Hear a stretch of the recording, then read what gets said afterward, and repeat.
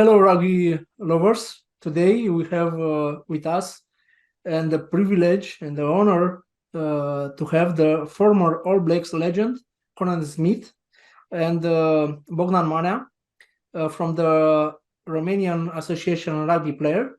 Thank you, guys, that you are with us. No problem. Happy to be here. Also, for us, it's an honor for me, especially because when Bogdan told me the news that you will be here with us, I say it's not possible because in Romania, we are like a niche in rugby today, and to have the honor and the privilege to speak with you, it's something amazing. All day I was so nervous because I don't know how to start the interview with you. In my head it was a lot of questions, a lot of ideas, and now I'm face to face with you. So please try to understand me. It's not easy to handle this interview. You're doing a good job.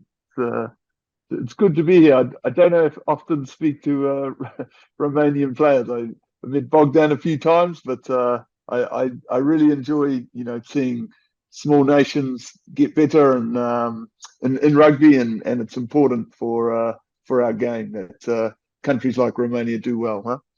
Yes, indeed. Now in Romania, rugby is not such a big deal like it was 30 years before. When we have a strong national team, we have hundreds of rugby clubs and thousands and rugby players. Back then, we have a strong national team. We play equally like with teams like France or Yeah. I don't know, England. Now, because of the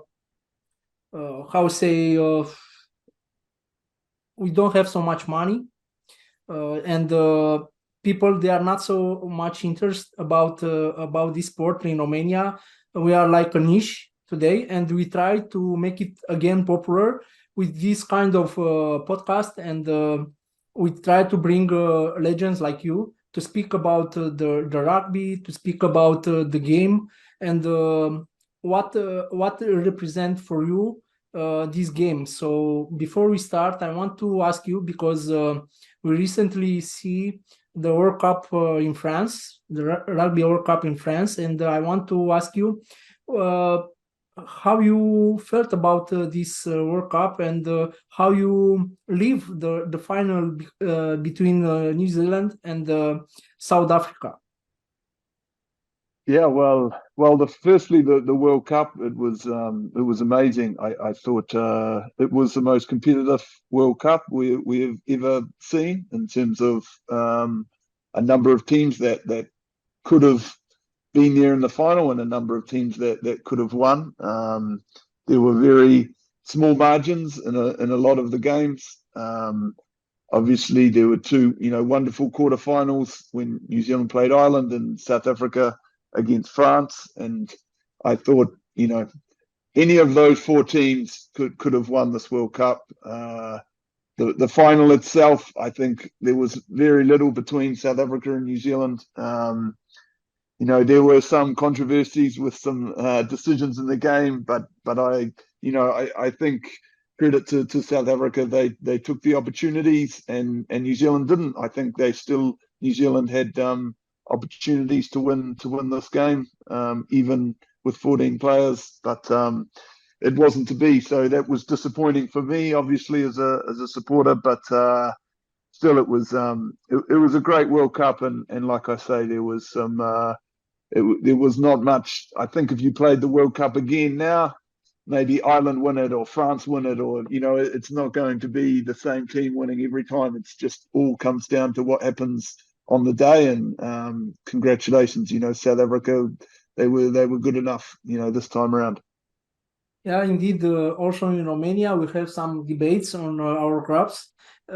We say we are so sorry for New Zealand because they play without a very important player for them, their captain, Sam Smith, and it was a little bit disappointment when we see the referee doesn't have the same I don't know to find the right word. Yes, weight scale. Yes, and a lot of supporters we feel sorry for New Zealand because in our heart we think they will win this World Cup. We see a great team of All Blacks with great players. So so in the end, South Africa win the World Cup, but we have some issues with the referees, and I don't think it's only on this final. Also in the competition, there was some decision controversy about the referee. So, what do you think about that?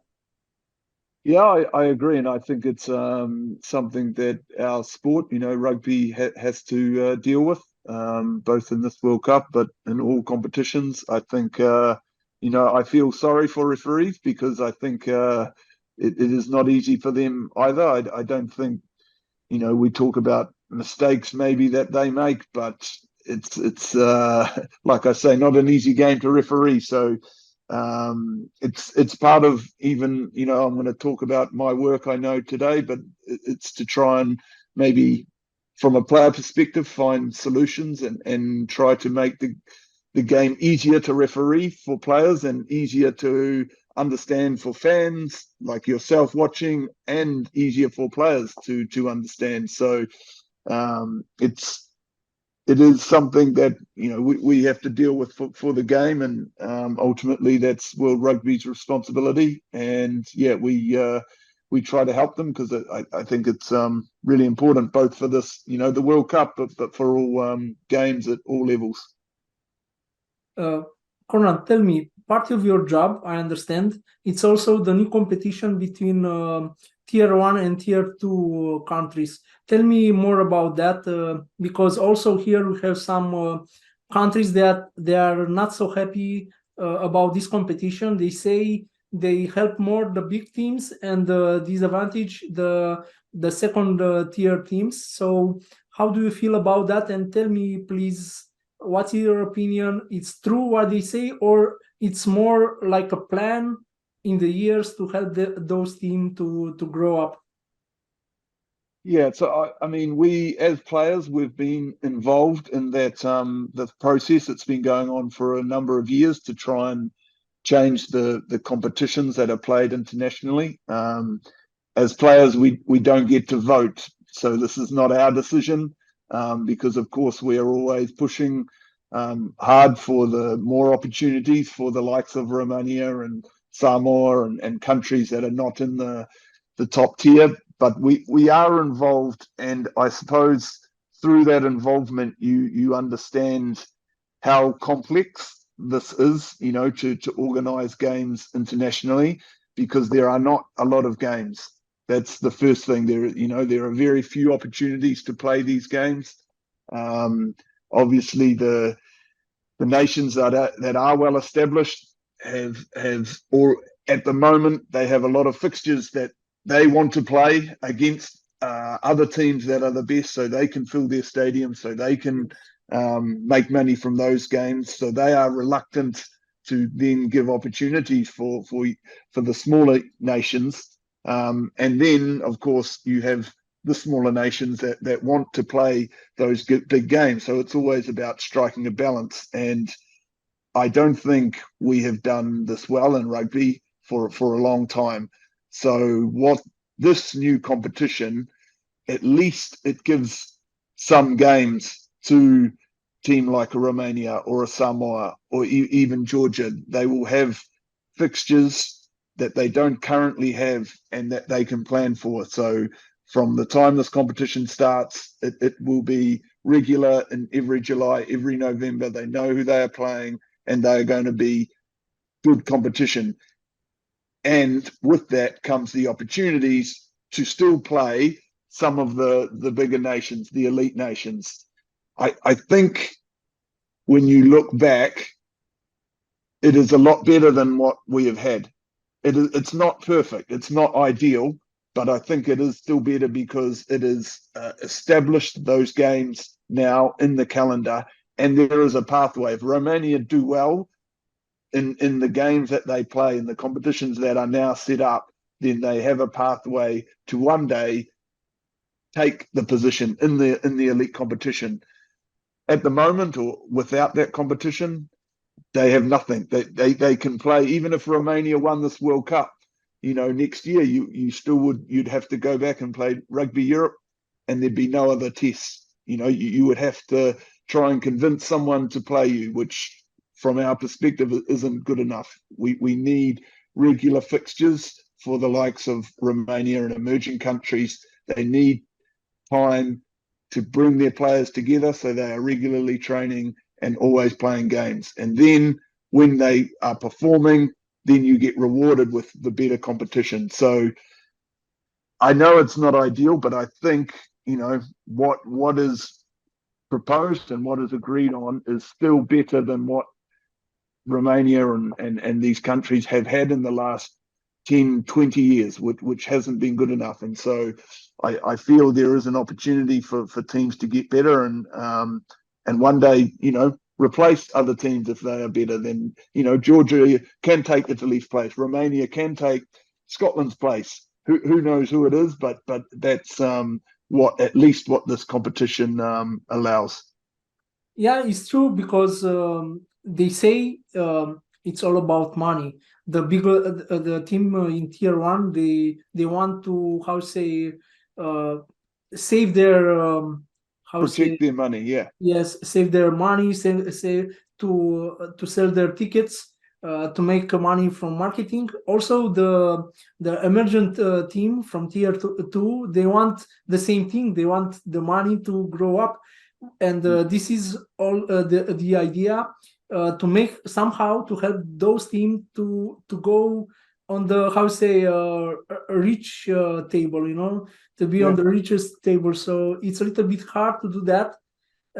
Also, we have the idea, we know, Six Nations, it's a private tournament, but I think will be much spectacular if the last team that it's in the tournament to leave the tournament and to let the place for the first place of tier 2 teams. So then we'll have more the competition will be much more spectacular, Yeah, so but I agree.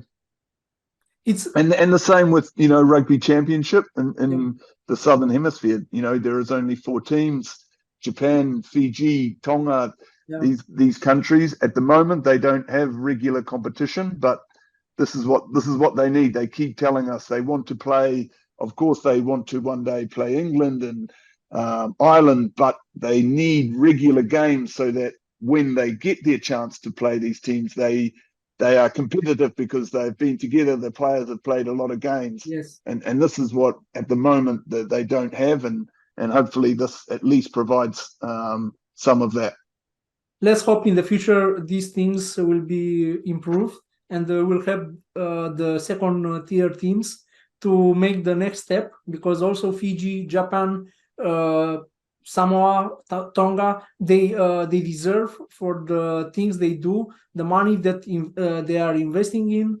So they need to have a stronger game to improve their game. So let's hope in the future we'll see those teams in a championship, And now I want to ask you, what is International Rugby Players Association stand for? Like international level and national level.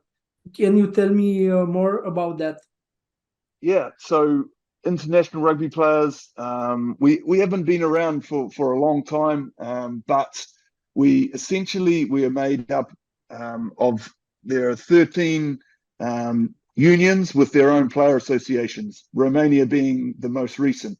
But the others, as you might expect, all the Six Nations, all the rugby championship teams, plus Japan, the Pacific, so Fiji, Tonga, Samoa have formed Pacific Rugby Players, PRP, and we as international rugby players, we represent all of those national player associations, as well as countries that don't have player associations. Some are bigger, like Argentina doesn't have a player association, but the others are smaller, Canada, some of the others in South America. But so our role is to represent players generally and player associations on world rugby issues, so just international issues. So anything that World Rugby do or say or decide on, then we provide the player perspective. So the easiest thing would be the laws of the game. So World Rugby set the laws of the game, which apply everywhere that rugby is played, and we sit at the table and that part of decision making and give a player perspective about whether the rules should be changed, what rules should be trialed, why we think a rule change is a good idea or a bad idea, anything to do with that. And when this comes up for discussion, we normally go back to our members. So we go back to Bogdan, or we go to the New Zealand Rugby Players Association, South African Rugby Players. They connect to all the players. And it's not easy sometimes. We are trying to communicate with all the players, but we get a feeling of what the players' views are around the laws of the game. But obviously there's a lot more to it than that. But then and we represent or take that to World Rugby and give our opinion. And that way we're in constant interaction with World Rugby. And so I talked about the laws of the game, but also all the World Rugby regulations. So the easiest one is Regulation 8 is eligibility. So anything around, and there's been a lot of media around what makes a player eligible to play for a union. And more recently, that got changed with the birthright transfer, so players can now move. So that was something, we had a lot of involvement, giving a player perspective, what players wanted the ability to go back and play. If they were born in Samoa but played a lot of rugby in New Zealand, they wanted that ability to be able to play for Samoa, and that's something that changed, and we had a lot to do with. But outside of that, so all the tournaments that World Rugby organise, obviously the World Cups, the Sevens, World Series, a lot of women's rugby is run by World Rugby. So anything done at that level, there are terms of participation that are involved, a lot of contractual arrangements. We represent players. We go back to players, telling them, what the terms are, anything that we like, or players that want changed, then we're the voice for those players to try and change those terms and to better reflect the players' views. There's others around anti-doping, anti-money laundering, things like that. Again, anything World Rugby are doing, they come through us in terms of players, the player views. We represent them, and the other, I suppose, main area is, and a very topical area, is player welfare. So World Rugby have stated a number of times how player welfare is their number one priority. So they've made a lot of changes and introduced a lot of programs around player welfare. So this is the head contact process, which relates to the rules of the game. There's the return to play protocols around concussion, the HIA process around concussion, but also the use of, now they're talking about instrumented mouth guards. Anything related to player welfare, obviously a direct impact on players. So we are the ones constantly giving feedback on any of those initiatives, whether they're good, whether they're bad, what they should be doing better. And so it's just a constant interaction the role that we play. And as I say, it's on behalf of our members where there are player associations, and other players where those associations don't exist. Conrad, I think it's a big work and hidden, like what you're doing, because people doesn't see IRP work, because you need, I would say, to be more often on this podcast, like people to know your work and what you stand for. Also, I know in Romania, Rugby Players Association, they have some difficulty with our federation to be accepted. Also, I want to speak in my name, not in Bogdan names. I know some clubs, they make pressure with the players to not join the association. So I want to ask you, you want to change something about that? You want to take contact with our federation to explain them the necessity about this association and the collaborating with those two entities? You want to do something about that? Yeah, because I for me and my personal experience, I have seen the value of a strong player association. So when I started, our own player association in New Zealand had only just started. There was not a strong agreement between the union and the player association. This changed a lot at the start of my career. And now in New Zealand, there is a very, very strong partnership so that everything New Zealand Rugby do, they consult with the players.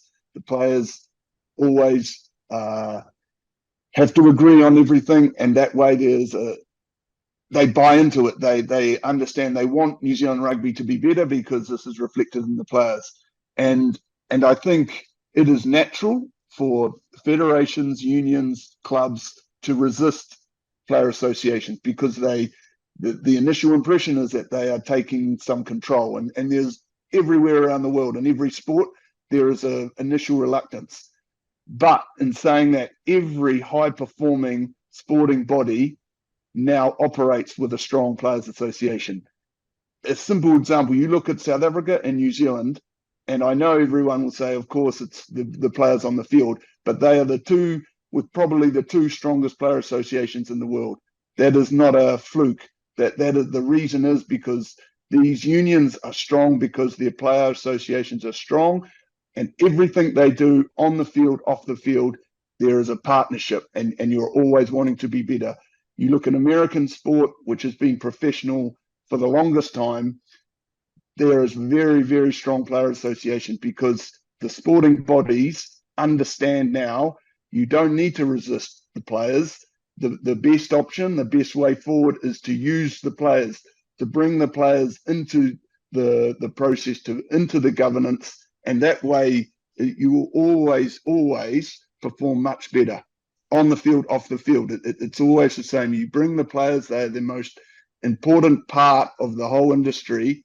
So they need to have a strong voice and they need to feel like they belong to the running of the game. They're not just there to play on the field and then go home and not care. We as players, we want to be involved. We have value. We add value to any governance. So it's really important that federations make the step to recognize player associations.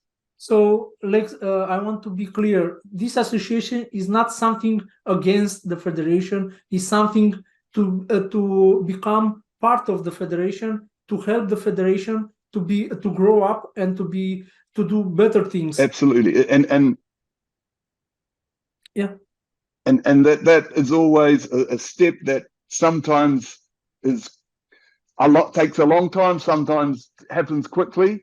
But it's absolutely important to understand that players, we all want the same thing. I'm sure the players in Romania want rugby to be great. They want more people to play rugby. They want the Romanian Federation to make more money. They all want the same thing. But the key is to involve players in that process, and it will always work better. And you look around the world, as I say before, all the best sporting bodies involve their players and they understand the ability, and that there is no need to fear this. This is actually something to be excited about and to welcome. Yeah, Bogdan, if you want to say something about that, please. What I talk with the other colleagues from the other associations, which are members of International Rugby Player Association, more or less they go to the same struggle like we do now. It's happened to the other association as well. It's a path, and like Conrad said, it can happen quicker or slower. Depends on the people which are involved. I understand, and I hope for you, Bogdan, this process to go a little bit faster, because also the players, they need somebody to stay for them. So if you are accepted, much easier for our federation. Also, the players will be much more protected by your association, and you'll have also the know-how of the International Rugby Association. So it's much easier for them to resolve their problems.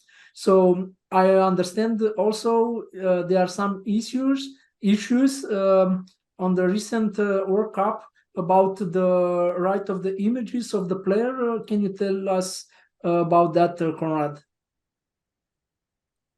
Yeah, this is just an ongoing thing. It's not particular to this World Cup, but yeah, it's so the image rights, which is a huge part of, I suppose, any sport.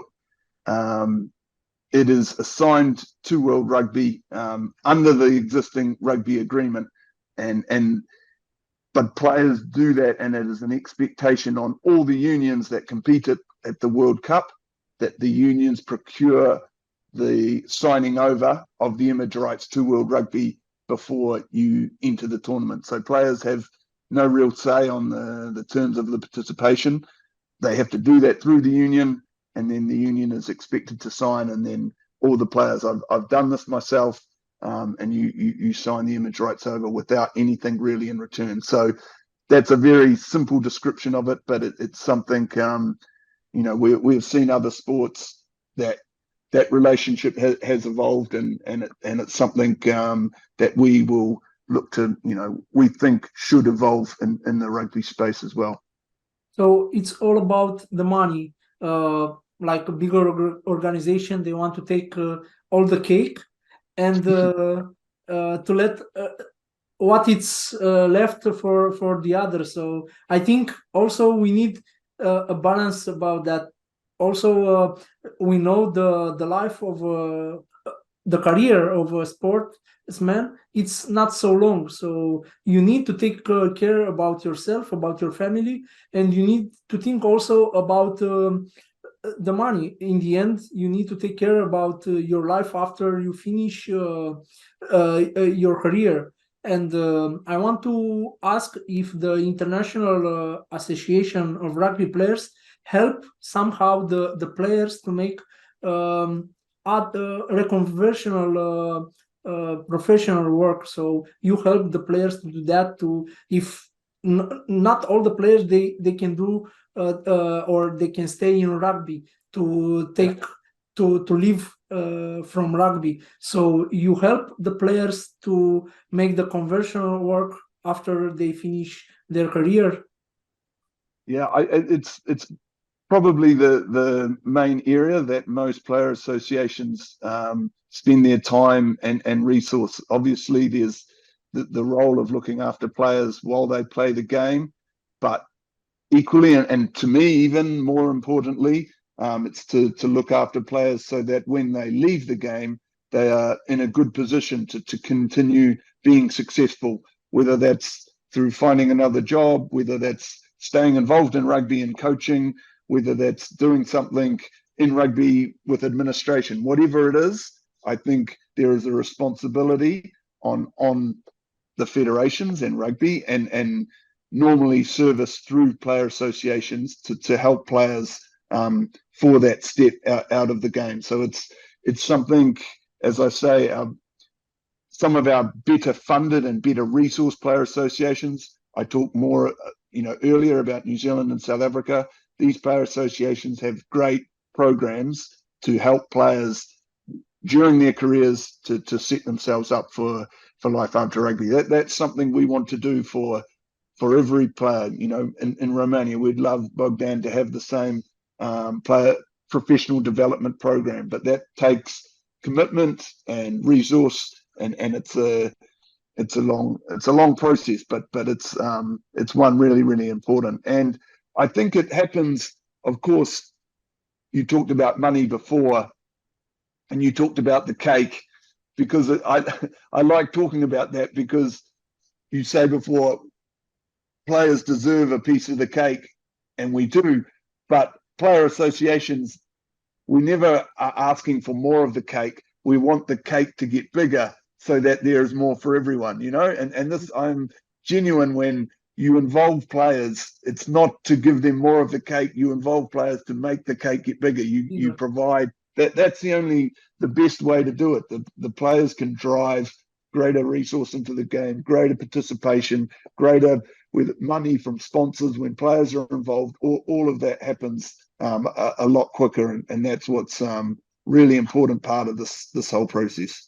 Yes, I see also movies, like you say, in America about the unions from rugby, from players from different sports. Like they stand together and they gain more rights for them. Like we say, they want to be part of the game, not something against the game. Being together, you can grow much higher and much stronger. So I think like a World Cup or a world organization, they need IRP to stand without them on this journey, let's say a journey, and to make it much easier for everybody. And I want to ask you something. I played many years ago rugby, and I want to ask you, former rugby players, they can sign in association like IRP or Romanian rugby players to join this association, or maybe, I don't know, maybe, let's say, I give you an example, okay, it's not the case, but let's say I want to become a coach, and I played 15 years ago rugby. Can I join IRP to reconverse make a professional reconverse and to become a head coach in the next years? Can IRP help me with those things? Yeah, I mean, absolutely. You're talking here. I mean, I think the most practical example would be if you were outside of the game. If you came to us, we would direct you, because the player association itself would be better to help you. So the Romanian Player Association. But absolutely, when you talk about retired players, they are not so much members, because members are still playing, but we have a huge network of retired players who now, especially ones who have come through player associations, are still involved with us and still do a lot of work with us. We've just come the Men's Rugby World Cup. We had over 70 players who came to a function we organised for former players. Most of them were there at the World Cup with commentary, with punditry, but they all came purely just out of support and solidarity with the Player Association to show, you know, that they support what we are doing and to help the current players. So it is very much a network that doesn't stop just when you finish, because like we say before, we actually are helping players when they finish the game, sometimes more than while they are playing the game. Yeah, because also I tell you, in Romania, a lot of rugby players, after they retire, they have some problems, because like to be a rugby player, let's say, it takes a lot of time, a lot of energy, and maybe you don't have time to finish a college or a university, or maybe to think what do you do after you finish your career. So it's very important for those players, they retire many years ago, 8 years ago, and they didn't have this possibility. They don't have the IRP or Romanian association to help them, to guide them. So it's very important to not let these former rugby players alone. It's necessary, like in the army, you know, you have the former soldier. It's an association. And they take care of them. So it's very important to not let them alone on this journey, because after you finish your career, it's a journey. A lot of them, they don't do well in life, because in Romania, like I say, it's not something like football, like soccer, that it's very popular. You take a lot of money, you can provide a good life after you retire. So it's very important, this program also like IRP, maybe you focus on the smallest country where the rugby is not so developed, to help this association, to help the players to have a better life after they retire. And I want to ask you, what is head of player welfare position and your role in IRP? And if you can, if you want to elaborate this. Yeah, I suppose the role. Excuse me, just 1 second. Yeah. Before you start on this topic, just a little bit of clearance. IRP, it's got members associations of players. So Bogdan, Victor, on your question about for you to becoming a head coach and get involved in IRP, the IRP doesn't have functions for coaches. You have No. function. I'm sorry if I this I try to clarify. So if you need a path career, you address to local player associations, from which you belong. So for example, you are from Romania. If you are subscribed, you live in New Zealand and you subscribe in New Zealand, you ask them about their program and what they do. You understand me? So this should be for the career path for ex-rugby players. And regarding membership, you as a person, you can subscribe to country association of players. Yeah, as a depends on the membership functions they have. For example, ex-players, ex-coaches, coaches, active players. You understand, supporters or whatever. Depends what they have in their organization. So that's the way it is. IRP, it's members of organizations, not of physical persons. They have functions. They have functions which they are ex-players involved because they understand the game and stuff like that. But also this, when they come in those positions, they follow a career path for some management, some administrative, some, I don't know, or they bring the knowledge into those to fulfill those functions to work on them. I hope thank you. A bit. Thank you. I'm sorry if I was not how to say, I didn't address the right question. I'm sorry. I understand IRP is the main organization, and all the association, they are members of IRP. I say IRP because it was much easier for me to address this question, but I understand now all the association of each country, they have some programs for players, and they can address there and to ask about their programs and what this association can do for them. So thank you that we clarified that. I'm sorry if I was misunderstand. So please, Conrad, if you want to continue your okay. Yeah. So with as a my role in player welfare, like I said before, World Rugby, they have a number of projects and initiatives around welfare, and I suppose my role is to be the lead coordinator between players and World Rugby staff as to how they roll them out, how they use them, and what they do. So I said before around the head contact process, that is a law change or an adaptation that is to address the issue of concussion, the HIA process, the return to play process. Those are things where I take a lead role within our organisation to work with World Rugby around those protocols. And and following that, in that, there's other initiatives and things that I think we lead on. So recently, the Regulation 9, there's been a review and change. We talked about the Nations Cup. That was brought in, and there was a number of other changes that were also introduced.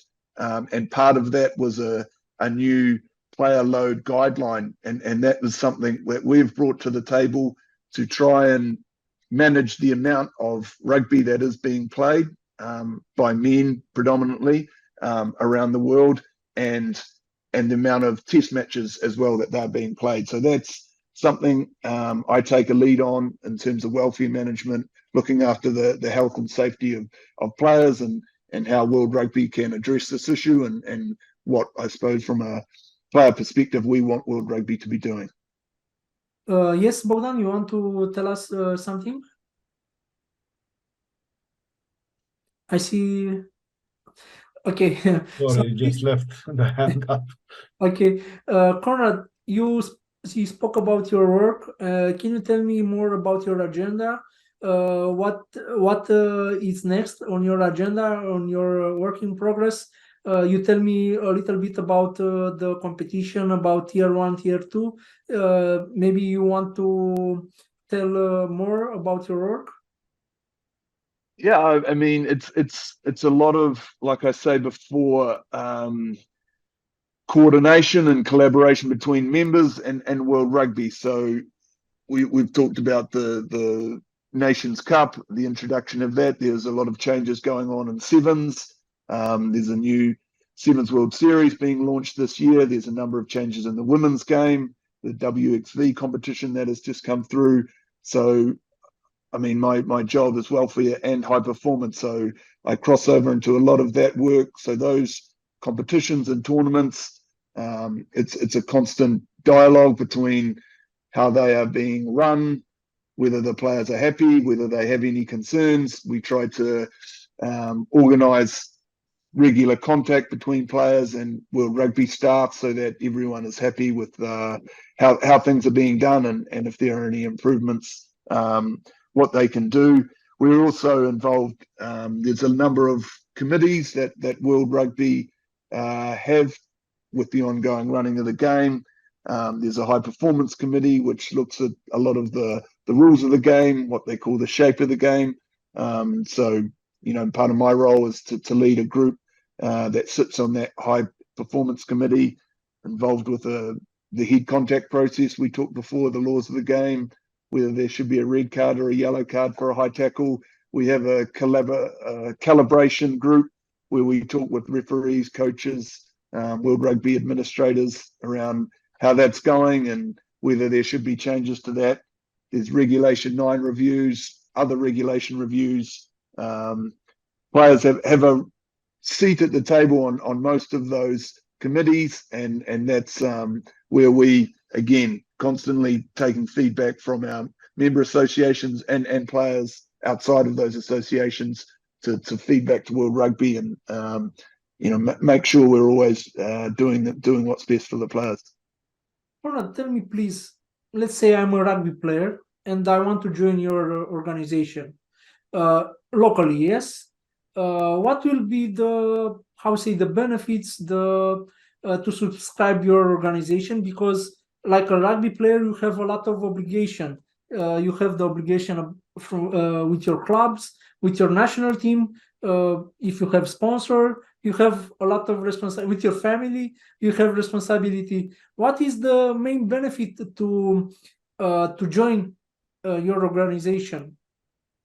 I think to make change, you know, to make sure, you know, all players are looked after in the game. The players are the most important part, and most people will tell you that, but they don't necessarily have a very important part to play in the running of the game in some unions and federations. So I think it's up to the players to make sure that you know, you are organised and you operate as a collective, because individually it's very difficult to do something, you know, in this space. You can try and make sure what is right for you and what is fair, but it's the collective, when you all get together and all agree on something, that's where the power comes from. And you know, the more that join, the more powerful it is. And so, as I said before, I've seen the strength of a strong player association, the power of a strong player association in my time in New Zealand, and now I see it at IRP, because we do have a say on most of these issues, which I've just talked about. We do get to sit in front of World Rugby, their senior staff, and tell them what the players' views are, and to try and make change. Of course, we would like to be even more powerful and able to bring about even more change, but it's a it's a difficult process, and it's just important to be involved in that process, not to sit outside and just speak from the sidelines and complain. You have to be inside and part of the solution. Let's say we speak about the Romanian rugby players, and I tell you, they have some problems with their clubs. They are a little bit against your Romanian Rugby Players Association. They make some pressure against them. So I want to tell them, and it's very important that we tell them, IRP and its stands with Romanian Rugby Association, because sometimes they look and they want to see who stands for them, because it's very important for them to know if somebody stands with them, because in Romania we don't have such much professional teams. We have only, let's say, 6, but only 4 in this moment. They are really professionals, and so we don't have so much palette of rugby to take in the organization. So what this organization can help them, like really, if they join the organization, what the organization can do for them and to help them with their problems. Because I know, because on this podcast I spoke with a lot of rugby players, and some of them, they send me messages in private, and they told me all about their problems with the money. Sometimes they don't receive their money. Sometimes their contract it's released without any compensation, or some pressure from the management or from the coaches. What the organization, Romanian organization of rugby players, really can help them. So what is so important for them to join your organization? As I said before, the strength of a player association is in the collective strength.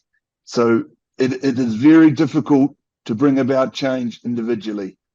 The power is when the more you can get together to join together, that is your strength. When you have, if you could imagine every Romanian rugby player to take a stance on even just one issue, that is when you'll bring change. And you can easily find that. Rugby players, we play the game because we value teamwork, we value solidarity, we are common people. So it is easy, it should be easy for rugby players to come together and find a collective front, and that is the only way that you can bring about change. And as I said before, it is a lot easier for the union or federation to deal with a player one by one. If the player comes with one complaint, then another player, they talk to him and tell him, okay, and they give a small concession. All the players come together, and if they're led by the captains and the leaders within that player group, then you have real power. Then you can bring about real change. And as I keep saying, this is not because you want anything else but for the good of the game. You are going to help the game. So federations, unions don't need to fear this.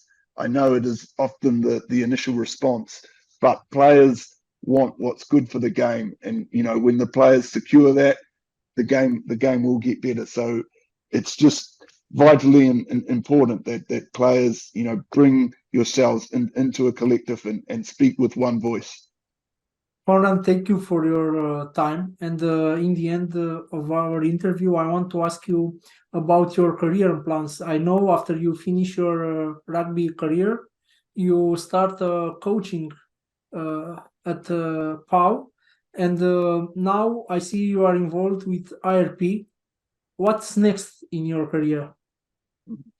I'm not sure. I as you can probably tell, I'm very passionate about Players Association. I have enjoyed my time with New Zealand players. I was with New Zealand Player Association my whole career, and I've joined IRP and been with them now for 4 years, maybe 5 years even. And it's for now that is where I enjoy putting my passion. I had my passion in playing rugby, and now it's to help players really to understand the strength of their voice and the strength and the value of player associations to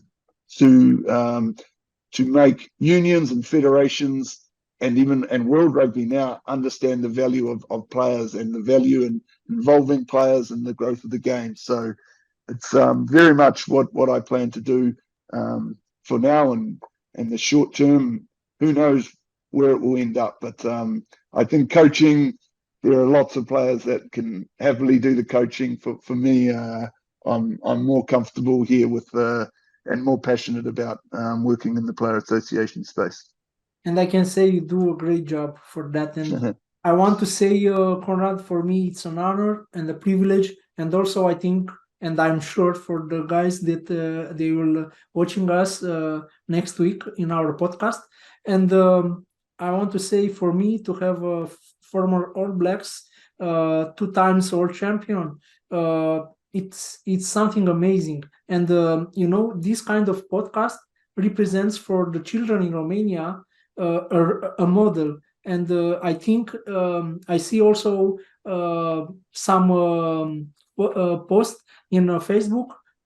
Children, they want to play rugby after they see the World Cup.